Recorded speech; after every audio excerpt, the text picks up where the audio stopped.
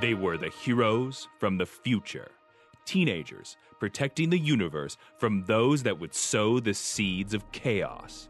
Each had unique powers and abilities, and though they often had their differences, they came together to save the day as the Legion of Superheroes. Now, you can be a part of their adventures and learn the history of the future in the Legion Clubhouse. Future Comics 313. Hey, I found out something interesting What? about Legion of Superheroes now. The Comixology app has a lot of the Adventure Comics, the early Legion of Superheroes stuff there. But they have some odd skips. For example, this week, Adventure Comics 313, 314, and 315 are not on Comixology. But they did have the previous episodes, 311 and 312. Yes. So it goes to 312, then it jumps to 316, and then after 316, it jumps to number 340 in that All the way list. to 340. Yeah, so I just found that kind of interesting, and letting people know that, if you want to get some of these classic tales, you can find them over at Comixology. Just not all of them. Not all of them. Adventure Comics number 313, The Condemned Legionnaires. Published October 1963. Written by Edmund Hamilton with art by Kurt Swan. The Legion's most terrifying villain yet may actually be someone they know. Can they unravel the puzzle before half the team dies? The Condemned Legionnaires, Matthew, I found out something that I really hadn't realized before. What's that? That cleaning the rocket tubes is like a big deal for the Legion. Because this is the second time at least that we've seen the Legionnaires make a mention to, we better clean those rocket tubes before something goes wrong. Yeah. So rocket tube cleaning and repair is a duty that you have to check mark off. And you know what I bet? All the time we always see the Legion has that spinning wheel with all of their pictures beside it. That's not to pick who's going to be the president. That's the spinning wheel to figure out who's got rocket tube cleaning duty. Who's got the scut work? Yeah. Interestingly, though, I mean, when you think about it, it's nice to see that level of continuity with those rocket tubes, but you also have to keep the rocket tubes clean or else terrible things happen. What if your rocket tubes explode? I wonder if they could have just like a giant pipe cleaner that just goes in there and just cleans that out. They Maybe could, get, but it would... Chameleon Boy? No, I'm going to get Chameleon Boy to do it. No, I was thinking of what's his name from Mary Poppins to get in there and do some chimney sweeping. Oh, Dick Van Dyke. That's who it is. Oh, no, mate. You like some steak and kidney pie in the 30th century, what? There's also a bunch of other things that we learned about this in this issue, is that there are some crazy-ass planets out there. Yes. And Supergirl knows about them, but is not let on to anyone else. So, for example, they take these kids to Quarantine World. Mm-hmm. Quarantine World. It's the world of quarantine. Well, and the female Legionnaires have been stricken by a strange crimson virus. All of the female Legionnaires, including Night Girl of the Legion of Substitute Heroes, has been stricken with this disease, and they need to go to Quarantine World because, as we've seen, there's Superboy Planet, there's the amusement park planet, there's the planet where everything is a Busby Berkeley musical. Well, there's Puppet Planetoid. Yes, I love the Puppet Planetoid. It's terrible. And I want to say that it actually turns up again years and years and years later. This is another one. This is another one that I want to really see. It's like, here are some great ideas, people. Why did you not explore them further? Or why haven't the giants that live in this other dimension reached through and grabbed one of the Legion members, preferably Bouncing Boy, and used them as their rubber bouncing ball in their dimension? Well, because the creatures, people, whatever you want to call them, of the Puppet Planet are in fact noble creatures of thought who just entertain themselves with giant puppets in an alternate dimension, like you do. Yeah. So as you mentioned, all the female members of the Legion of Superheroes have come down with a crimson virus. And I've got a kind of a problem with this. Mm-hmm. I don't know. Again, we've talked before about how progressive the Legion of Superheroes was, especially in the beginning, where you have one of the co-founders, one of the presidents is Saturn Girl. And then it just seems over the last couple of years of the Legion adventures, the role of the female has kind of been pushed away, almost to the point where I felt like that the Crimson Virus was the equivalent of, ooh, girls have cooties, stay away from them, we got to put them in a quarantine world, ooh, yucca. And it just Yeah, seems kind of really, I don't know, really kind of disappointing. But I mean, for a Yeah. gimmick, for what's going on in the story, I can understand everything that's going on. But why did the villain, and we'll get to the villain in just a moment, why did the villain only have to attack girls? She could have attacked anyone else and done the exact same thing. But it almost seems to perpetuate a thing that girls are bad and we have to send them away so that the boys can have their club. It is disappointing, and I feel like this is one. There are a few issues in the adventure run specifically that have some serious kind of gender flags that feel not like 3064, but in fact like 1964. And when I told my wife what we were doing, and I'm like, yeah, the female members of the Legion have this strange crimson virus, and she stopped and she looked at me and went, is that a pun? Is that some sort of double meaning? And then I explained that they were being quarantined away from the boys on the planet, the quarantine planet, and she's like, did they do this on purpose? Because she thinks it's a double meaning. She thinks that it's referential. And I'm like, yeah, that's interesting too, because I hadn't thought about it from that perspective. So it's nice that your yeah, wife weighed in on that, because in yeah, some cultures, when it comes to, that time, they are sent right. away.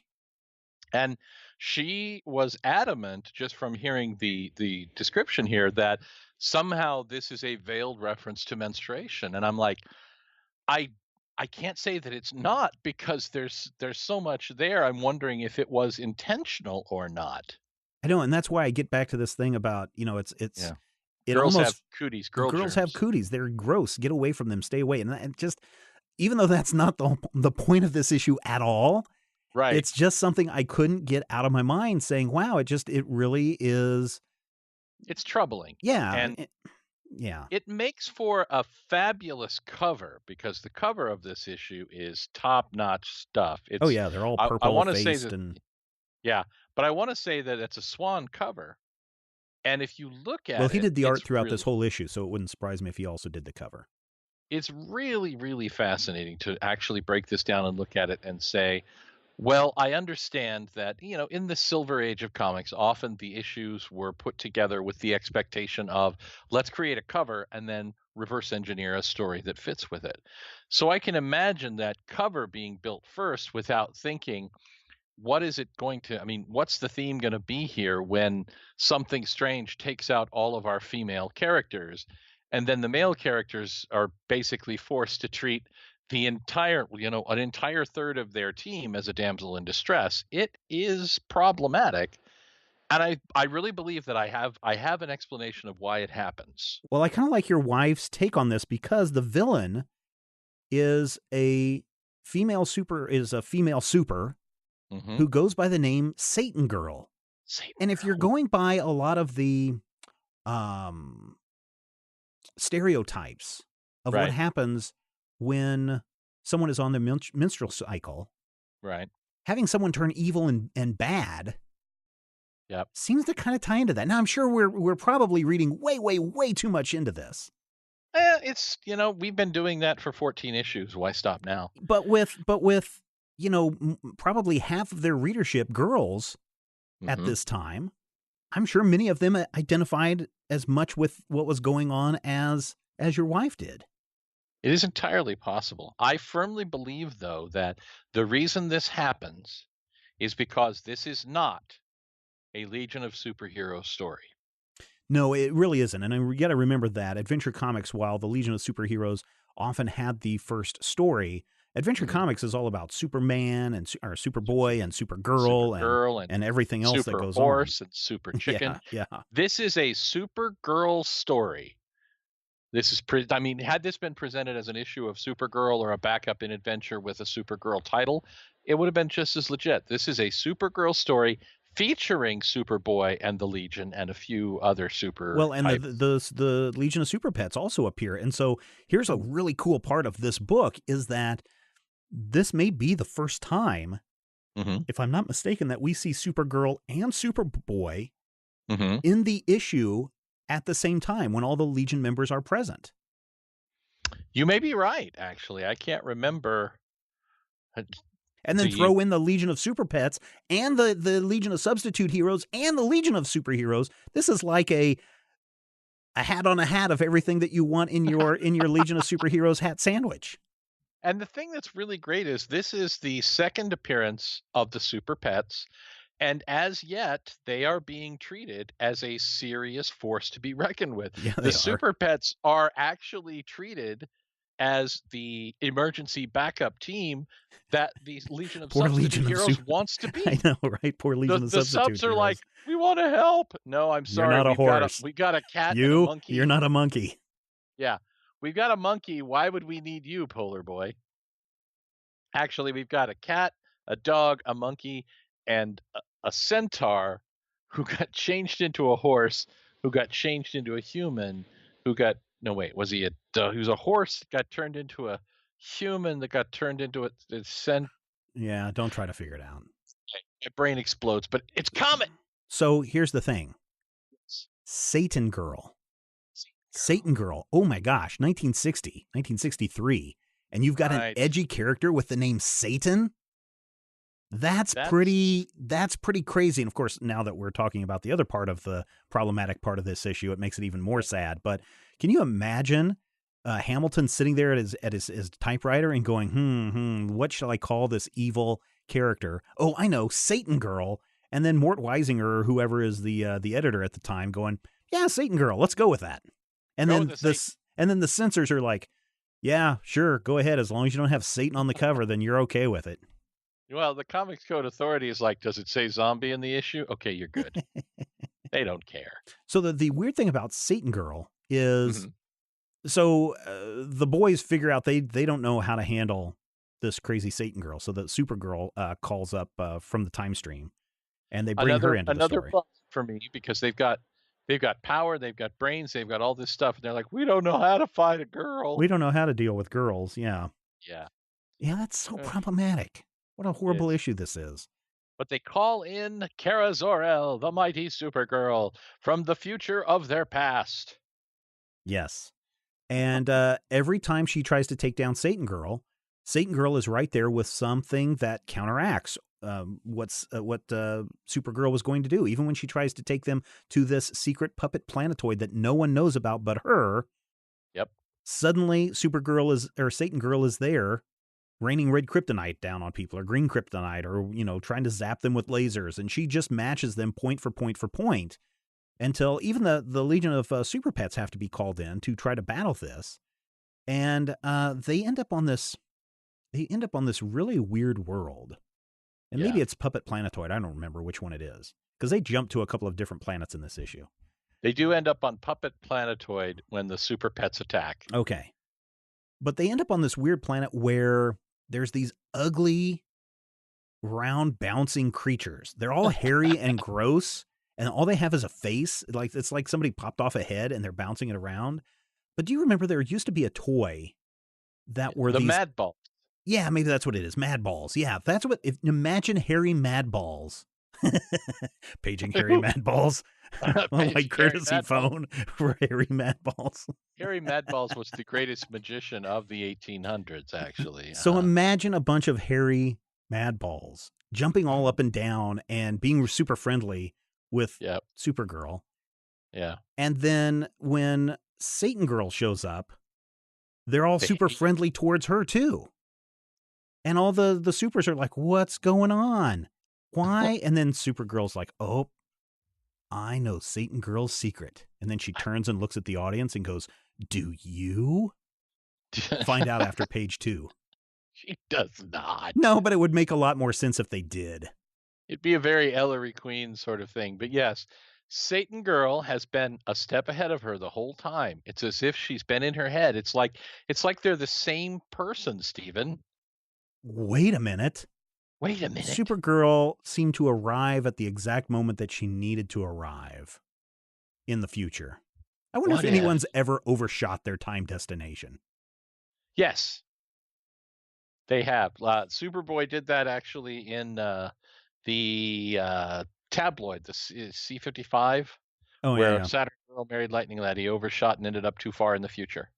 Well, I wonder if that would ever happen to Supergirl. Could it? It could, and that's exactly what happens here. And while she's knocked out of the time stream or something, it's really convoluted. Hamilton Yes. just doesn't understand the space-time continuum like Einstein or Matthew or me. Or yeah. Yeah, really anybody, a 6-year-old. Marty McFly. And apparently when you Are go through you the time telling stream, me that you made a time machine out of red kryptonite and Supergirl's body? so apparently she gets exposed to red kryptonite, and red kryptonite really has, and I don't know if we've ever talked about red kryptonite on this podcast before. We've certainly talked about kryptonite on other podcasts, the Major Spoilers podcast, for example. But give us a quick rundown of what red kryptonite does, because we know green kryptonite weakens or kills people from the planet Krypton, just like lead can weaken or kill people from the planet Mon-El. And Daxam. but what is this red kryptonite? Well, like green and blue and silver and most forms of kryptonite. And don't forget gold kryptonite. Don't forget gold. There's yellow kryptonite, I believe, at one point. But it is radioactive fragments of planet Krypton, not the bar and grill that Booster tried to create, but in fact the deceased planet. Red kryptonite, however, has an unusual effect. Each Kryptonian is affected weird, wild, crazy ways, but can only be affected once by any given piece of red kryptonite. And each piece of red kryptonite affects each Kryptonian exactly the same way. And so any piece of red kryptonite will transform something weird and wacky for 48 hours, give or take. Usually it's evil, though, right? Well, it's chaotic. The classic story where Superman has an ant's head. Yeah. Red kryptonite. Oh, yeah. There's also the time where he tried to take over the planet and demanded everyone call him King Superman. Red kryptonite. Yep. Generally speaking, you'll see that if you ever watch Smallville, it always made them kind of. It just turned him into a douche. It made him like narcissistic. You and I were on the same wavelength there, because I was thinking the exact same thing with the exact same wording. So red kryptonite, bad. Red kryptonite has unpredictable, usually transformative effects, and this particular piece of red kryptonite apparently creates a duplicate Supergirl who's evil. And here's the other thing, and this is maybe a little bit of the sad part of this story, is that Satan Girl, she knows she's bad, but she also knows that in 48 hours, that's when red kryptonite wears off, and she knows at the end of 48 hours, she's going to die. So in the end, she's actually attacking everyone to, I guess, draw out the red kryptonite from their blood or something, because the more red kryptonite she can consume, the longer she will be able to live. And ultimately, and this is the little sad part of the story from the Satan Girl perspective, is she just wants to live, and all these people are getting in her way and preventing her from living. Basically, she is siphoning the Crimson Plague, whatever it is, that the female Legionnaires are getting is actually her siphoning her own red K radiation off into the other superheroes and trying, to save herself. But unfortunately, the needs of the many outweigh the needs of the Kara Zor-El, because she's willing to kill 9 superheroes in order to live more than 48 hours. And it all comes crashing down, especially when one of them is lightning lass. Well, but wouldn't you, I mean, when you come down to that basic need of survival, most people would probably would do anything to survive. I mean, we see things like The Walking Dead or these post-apocalyptic things like Mad Max, where in order for me to live, you're going to have to die. So from that kind of standpoint, that Maslow's hierarchy of needs of me live, you die, then it makes sense that Satan Girl is only trying to do her thing. Now, she could have gone about it a different way, and probably the Legion of Superheroes would have helped her, but red kryptonite, evil Supergirl, Satan Girl. Right. And that is really the tragedy of Satan Girl, is that she could have gone to Supergirl and the Legion and said, hey, I'm a duplicate of you. I just want to live. It's not fair that I'm going to explode in 48 hours, or in this case, merge back into your body like Sam Beckett. And leave a weird shell of a costume just perfectly formed. Well, like perfectly formed for people to pick up and carry around. Exactly. And that, I think, is probably a lot deeper than was this a Hamilton? This is a Hamilton. Yeah, this is Hamilton, yeah.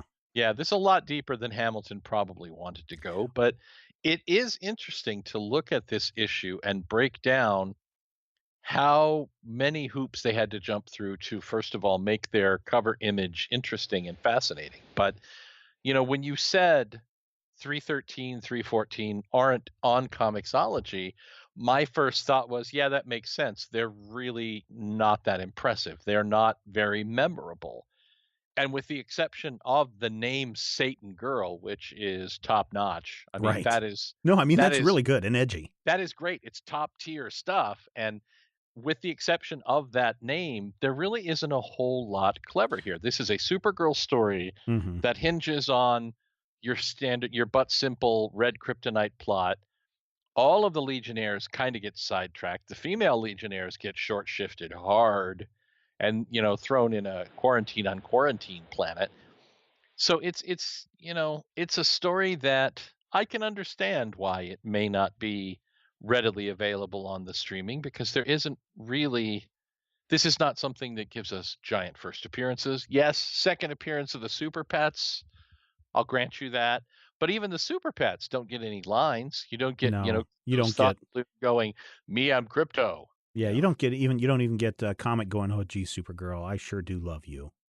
I'm in love with Supergirl. Yeah, and you know what? If Comet's in love with Supergirl and Comet can see through lead, why does Comet kick the snot out of Satan Girl? Yeah, exactly. Why I is don't know. Comet not? I'm not liking this issue. I mean, and not from the here's a clever story featuring Supergirl, Superboy, Legion of Superheroes, Super Pets, and evil Supergirl, but from Right. all the little meta stuff that can be drawn from this that, again, I'm sure was totally Yeah. unintentional on Hamilton's part, but part of me, just like evil Jerry Siegel, part of me thinks that this was written based on his preconceived notions of what happens to girls. Well, and there's definitely unfortunate implications to be had here. And when you break this whole story down, it's not one of the better, early Legion tales. It's not even one of the better Legion tales of this era, but it's one of those that I believe Satan Girl reappeared in the 2000s in the post 0 hour new Supergirl Oh, with her really? midriff. Yeah, midriff miniskirt And Supergirl. did she turn out I to be an amoebic blob that just latched on to the Supergirl force?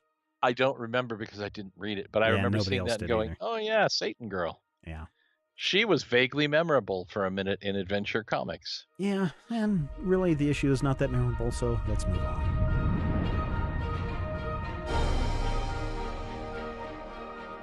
If you enjoy the show, we would appreciate your support. You can find out more and become a Legion Clubhouse member at patreon.com/major spoilers. Adventure Comics number 314, The Supervillains of All Ages. Published November 1963. Written by Edmund Hamilton with art by John Forte. The mightiest Legionnaires are possessed by history's most evil minds. But who's behind it all? Now, Matthew, Yeah. if 313 isn't that great of an issue to be featured in Comixology, I'm sure Adventure Comics 314 has something so shocking, so shocking, that people will want to go out and read this book because it's Legion tryout time again. Tryouts for the superhero. But that's not the reason why this should be on Comixology. No. We have two new heroes, or two new applicants that are trying to apply. First is Ron Carr, whose superpower is flattening. Right, he turns into a piece of paper. And then, which is, it's great if we have to get under that door. Too bad you're too wide to fit under that door. And then we have Alec Tor. Alactor. There you go. Alec Tor. He basically invents a Marvel belt. And we have seen this exact same thing before. Remember? And I don't think it was Rich Fancy Kid that came down and just said, "Here's some bubbles. Let me join your Legion." Yeah. But what if? Remember how the Legion said, we don't take your kind. We don't take your Richie Riches, and you don't have any powers. what if, because we never learned that kid's name, what if this is a few years later and Alactor is like, time for me to get my revenge on? Hmm. No, I don't think it is. But No, it's a that's good too bad. theory. That's Yeah. how I would have done it. Yeah. Interesting thing about these two applicants. Okay, so Ron Carr, flattening guy. Ron Carr actually reappears as a member of the Legion of Supervillains. What? Yeah. And is it because he was rejected? Yes, yes. Oh, man. The big war between the superheroes and the supervillains in Volume 3, Ron Carr reappears, and everybody makes fun of him because, he's just using his powers to spy. Yeah. But he's not invisible. He's just flat. And of course, Alactor, I don't believe Alactor reappears, but you remember Legion Lost that launched out of the New 52? Yeah. The villain of Legion Lost was Alastor. Oh, neat. Who traveled back in time, much as Alactor does here. And his whole thing is he went back in time, and his plan is in the past, and the Legion has to jump in a time bubble and try and fix it. Yeah, and then what ends up happening in that story is that they get trapped in the present, and everyone in the future thinks that they're dead and gone and lost, and they're trying to find their way back to the future. Way back. Who wrote that? Was that is that a Mark Waid joint, Legion Lost, or was that a Giffen? Oh, okay. I wonder if somebody just put an S where a K should have been. I wonder. I really do wonder if Alastor and Alactor are referential to either the same character or that same archetype, a callback that we're supposed to go, I remember that guy, or I remember a guy like that guy. Yeah, that's pretty cool. So Alactor is like, I'll get you, Legion of Superheroes. I will menace you. And so there's a couple of things going on here and this is really crazy too, because when you think about it, Superboy, Mon-El, and Cosmic Boy, Ultra Boy, they are the most powerful members of the Legion of Superheroes. They are probably among the most powerful superheroes in the entire DC universe. And when you put the three of them together, they should be nigh unstoppable. They should be a Sharknado of Destructoids. So they together are three invulnerable super speed tornadoes of death. It would sure be a horrible thing if something happened to those three. It'd be terrible if something happened to your powerful Legionnaires there, Cosmic Boy. So apparently every so often a wandering planet goes through our solar system. Oh, wandering planet. I'm sure if you go into the paranormal archives, you can find people that talk about the wandering planet X. But this one has a very catchy name. It's called the Lost World. And no, it doesn't have dinosaurs on it. It's more like Forbidden Planet. And in Forbidden Planet, these people find this planet that has been exhausted of all life. But all the technology remains. And it is some of the craziest, far out, most powerful machinery in all of the universe that anyone has ever seen. And that's what's on this Lost World. And so it's going through our solar system. Again, Hamilton needs to work on his intergalactic space theories. Because once it leaves our solar system, there's other people on other planets that could go and get to this Lost World and get this weaponry. But while it's going through our solar system, the Legion of Superheroes are like, okay, Ultra Boy, Mon-El, Superboy, you go protect that planet and make sure no ne'er-do-wells try to make off with this weaponry or with any of this technology, because it would really wreak havoc across the solar system. No butt faces are allowed to steal the technology from the Lost World. Right. And use it to clone velociraptors. We find out that Alactor he probably knew he was going to fail his Legion test. Yeah. But what the Legion members didn't realize is that his Marvel belt was secretly capturing all of the images inside the clubhouse. So he knows all of their traps. He knows all of their secrets. He even knows the combination to the time bubble. Right. And by the way, getting into the Legion Clubhouse is a huge pain in the butt. I mean, you have to knock 3 times. You have to knock 3 times and press the secret switch and do a super handshake and avoid the knobs on the floor and step on the tiles in a particular pattern. And what if you come home and you're tired? You've been to the 9 Planets ice cream parlor. You've had way too much Venusian grape. You just want to come home and crash in your little rocket bedroom. and boom, you step on the wrong tile and suddenly you're dead. Yeah. Boy, if we only knew a little bit more about that Legion Clubhouse. Maybe we'll find out more about it in a future episode of the Legion Clubhouse. Yeah, right? But anyway, Venusian grape, by the way. What's that? Venusian grape. Oh, okay. I caught it. My favorite flavor. Yeah. So Elector, he really wants access to the time bubble, and he gets in that time bubble, and he goes back in time, and he is going to get 3 of the world's worst people to come forward in time to help menace evil in history. Yeah, that's why it's the supervillains of all ages. And so who does Elector go back in time to get? Well, he goes back and gets Nero, because Nero's a crazy person. From ancient Rome in the year 64 AD, he fiddled while the city burned. Welcome, Nero! Dun, dun, dun, dun, dun, dun, dun, dun, and he's like, hey, I will speak Latin to him so he can understand me. And they make a point of saying, I will speak Latin to him. But interstellar physics kind of gets lost on poor old Hamilton. Yeah, so does Rome. Okay. Next, Elector travels to Chicago. In the year 1934, he's got a Tommy gun and a friend named Homer. From the Biograph Theater, John Dillinger!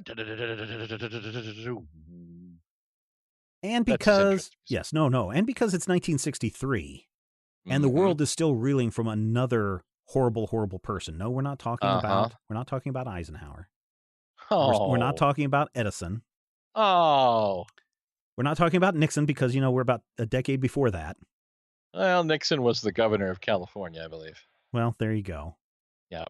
Nope. He's going to go back to the 1940s and get somebody super, super horrible. I'm not going to do a wrestling intro for Adolf Hitler. Adolf Hitler, ladies and gentlemen. Nero, sorry.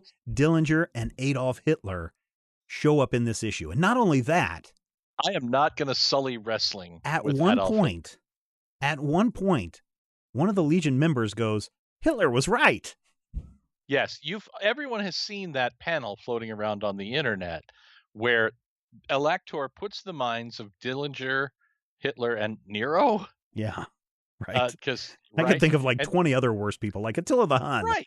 You can think of worse people than Nero. I mean, you could, I don't know.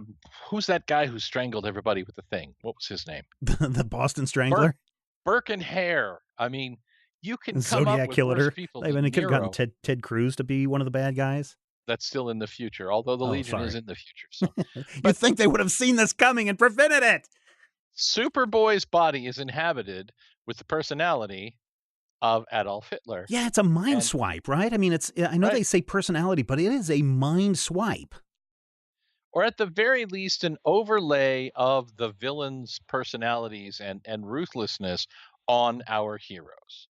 I love the mind swipe trope. I know some people get really tired of it, but time and time again, it's so cool to see, suddenly, and it kind of goes along with issue 313, where you get an evil version of Supergirl.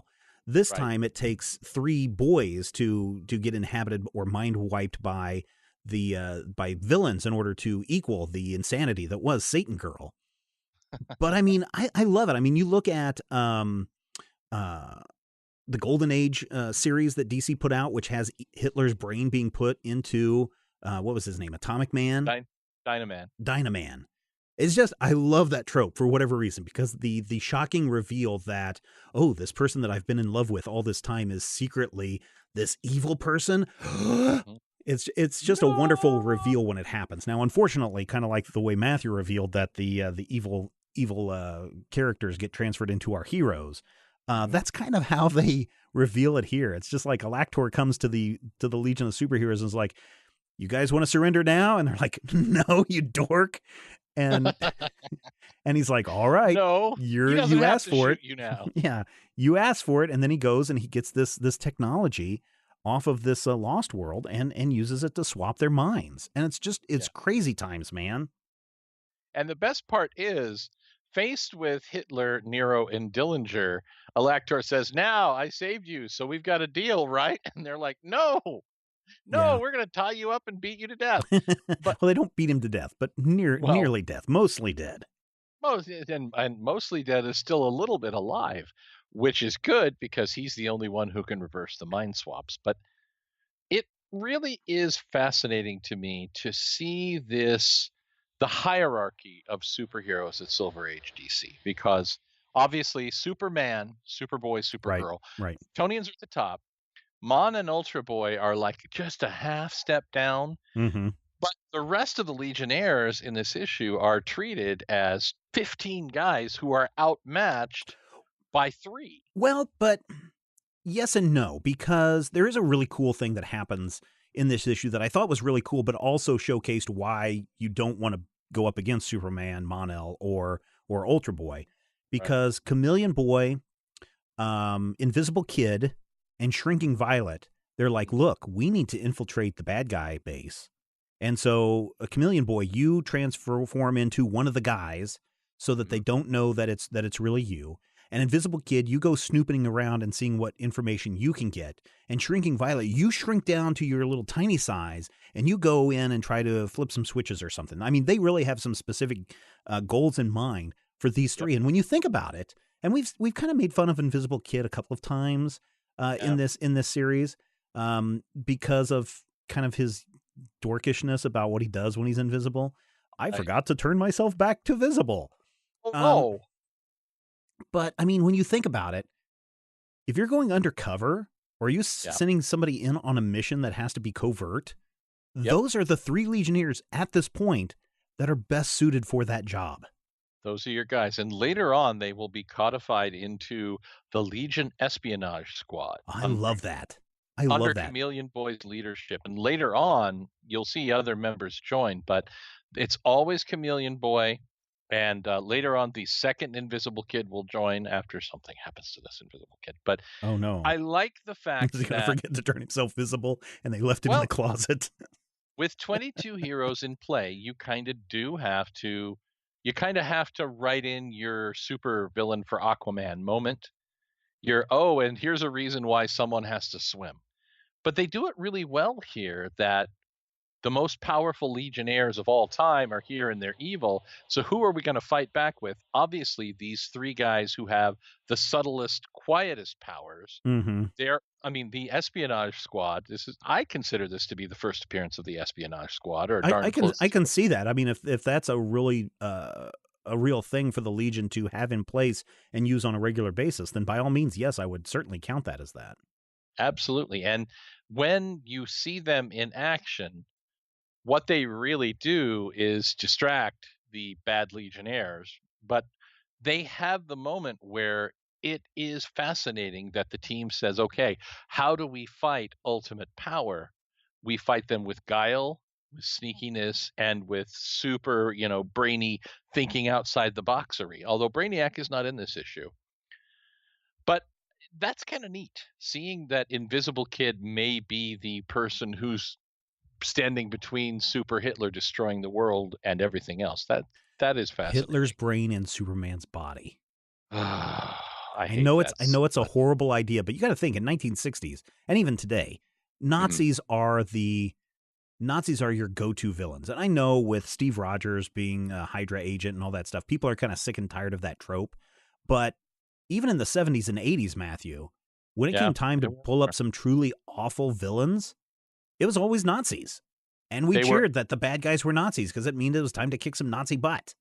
Right. They're unequivocally evil, and everyone agrees that they are unequivocally evil, or most everyone. And I say everyone cheers that that the bad guys are Nazis because everyone knows Nazis are awful and deserve to be punched in the face. We hate Illinois Nazis, but but I mean that is a thing. This is after during World War II and after, Nazis and Hitler are like the worst thing that you could ever present to people as a villain. And I'm sure Dillinger in his time was much feared, and Nero in his time was probably much feared. But of these 3, having Adolf Hitler stomping around inside your comic book is a little weird, but also probably right on target for the time period of the worst of the worst of the worst. Well, and this is a book that came out 18, 19 years after the end of World War II. Mm-hmm. So it's I don't think it's a case of too soon necessarily, but I really dislike the fact that Hitler is in this. I really Why is dislike that? it. Just I don't know. It just feels like trivializing something Yeah, but that Hitler was on the cover of Captain America getting punched by Captain America. right, but at that time he was an active threat. By 1963, he was deceased, and everyone was like, "Yes, he was Yeah, a, thank God a that jerk guy's who did gone. these terrible." Right, Yeah, thank he God was he a killed jerk who himself did like a terrible coward. things. But it feels like in the far-flung future. First of all, I'm a little bothered by the fact that 1,000 years down the line, this is still the No, pinnacle. yeah, these three are the worst. Yeah, Right, but more so, it feels like only 18, 19 years after the fact, we're starting to kind of fictionalize the terrible things that did in fact happen. So I can see that. I dislike it. I disliked it when he appeared in Fantastic Four, which would have been a year or so after this, I think, Mm-hmm. as the hate monger. Just there are some things I don't necessarily feel are ideas you should run with. It's like when you say, should Spider-Man unmask publicly in front of the TV? No, he shouldn't. But it would tell stories that no one's ever told before. The reason why they haven't told them is because they're closed-ended, they're mostly boring, and at the end, you're going to have Have to to undo undo it. everything. Yeah. So Well, that's just an aside. no, but I can totally understand that. But I think for this time period, and the fact that if you were to talk about horrific villains, Yeah, he would always be on everyone's number one list. he's definitely on the list, I'll grant you that. And the idea of him in a super speed Kryptonian body Is horrifying. definitely, yeah, it definitely ratchets up the tension here. But fortunately, Yes. once again, the quiet powers take the day because it's Saturn Girl who gets the idea to telepathically remind these three superheroes who have major league weaknesses of what their weaknesses are. Mm-hmm. The weakness to green kryptonite, the weakness to lead, and Ultra Boy's heretofore never mentioned a weakness to radioactivity. Well, that I don't doesn't remember. make any sense. Well, yeah, he was empowered by ultra energy from the space whale. Yeah. Yeah, radioactive space whale. Radioactive So space whale. All right. Sure. radioactivity interferes with the frequency of his whale ultra energy, the cosmic ambergris, if you will, that Yeah. gives him his ultra juice. Well, it makes sense because we've already seen that the villains, the three villains of history, Mhm. will turn on their savior in a moment's notice. So it makes sense then that they will stab each other in the back to get the lead, also at the first chance they get. And of course, the first chance they get is they all crack their heads together like giant coconuts and knock each other out. Where they all immediately whoop whoop whoop whoop at the same time. Yeah. They all fall down in a triangle of stupid. And so they're able to put their minds back, return the villains to the past, and then they hide the Lost World inside that dark nebulous cloud that Supergirl's been hiding the puppet planetoid in all this time. The funniest part about it is Superboy has a gun that shoots radioactivity. Mm-hmm. Has a gun that sprays red kryptonite, but Ultra Boy just chucks this hunk of lead that he found. I hit him with a dirt. rock. That's Killer Croc. I threw a rock at him. That's Killer Croc. I almost got him. So yeah, this is an interesting story. Like I said, I like mind swaps with evil. Doesn't always have to be Hitler, but I certainly like the mind swap stories. I think it shouldn't be Hitler most No, of the time. it really shouldn't be. I like that this is the first appearance of the Legion Espionage Squad. Mm-hmm. But otherwise, beyond those two kind of things that go on here, well, again, Saturn Girl saves the day. Right. And we get that panel where Mon-El says, Hitler was right. Hitler was right. Now you know where that panel comes from. Everybody likes to throw that around on the internet. You'll see a lot of it. It comes from this not particularly memorable or interesting issue of Adventure Comics. That's one. So here's a takeaway that we can get from this issue. Mm-hmm. Sometimes even the worst issues have that one meme panel that everyone will share. I agree. Sometimes, in fact, it's easier to make memeable moments out of a story where not really that much happens. Mm-hmm. Because if there was a strong context and this story ended with a big moral and everybody thought back and went, yeah, this is hard traveling heroes. This is Speedy with the heroine. This is the big moment. Yeah. This is who is Donna Troy. We would not make fun of that panel the way that we can now on the internet. And by the way, just go look for Monel Legionnaire Hitler. No, don't. No, I'll post it. I'll Get post rid it of on. I'll post it so people can see it. In fact, before this issue even comes out, it's probably already been posted on our Legion Clubhouse Twitter feed. That's right, Legion Clubhouse on Twitter. That's where you can follow us and follow our adventures in comics, or adventure comics, so to speak. Matthew, we've come to another issue of the Legion Clubhouse, and what do we learn this issue? Well, we learned that your metaphors for menstruation can be really, really problematic, especially if you stretch them a little bit too far. I think we also learned that it's a horrible idea to have Hitler in your comic books. Yes, we learned that, and that is the lesson. That wraps it up for this issue of the Legion Clubhouse. Thank you so much for downloading and sharing this episode with a friend. We enjoy talking about the Legion of Superheroes so much. I think you can tell that each and every week when we sit down to tell our tales of the Legion. We could use your help. Head over to patreon.com/major spoilers. If you got a little value out of this, if you've always wondered where Hitler's right came from, now you know. Got a little value out of that. Give a little back in return. Patreon.com/major spoilers. So, until next time, I'm Keep Your Head in the Clouds, kid. And I'm Meteor Attractor Boy. The Legion Clubhouse is a production of Major Spoilers Entertainment, LLC, and is produced by Steven Schleicher. Your hosts were Matthew Peterson and Steven Schleicher. You can follow Matthew at Mighty King Cobra and Steven at Major Spoilers. You can follow this podcast on Twitter at Legion Clubhouse. If you have questions or comments, send them to podcast@majorspoilers.com. I'm Jason Inman. Until next time, eat it, Grandpa. This podcast is copyright 2017 by Major Spoilers Entertainment, LLC.